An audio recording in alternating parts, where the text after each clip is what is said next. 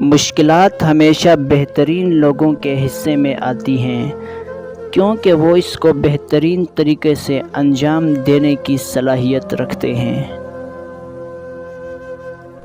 صرف دو لوگ مقدر والے ہوتے ہیں، ایک وہ جنہیں وفادار دوست ملتا ہے اور دوسرا جن کے ساتھ ماں کی دعائیں ہوتی ہیں۔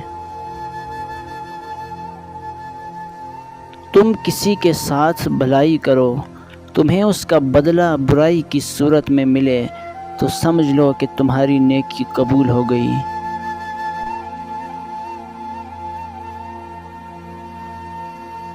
جب تمہارے پاس رزق تمہاری ضروریات سے زیادہ ہو تو فوراً سمجھ جانا کہ یہ کسی کا حق ہے، وہ تمہارے پاس اس کی امانت ہے۔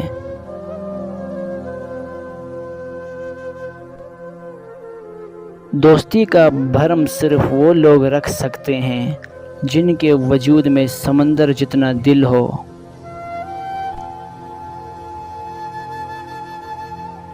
رزق کے پیچھے اپنا ایمان خراب مت کرو، کیونکہ رزق انسان کو ایسے تلاش کرتا ہے جیسے مرنے والے کو موت۔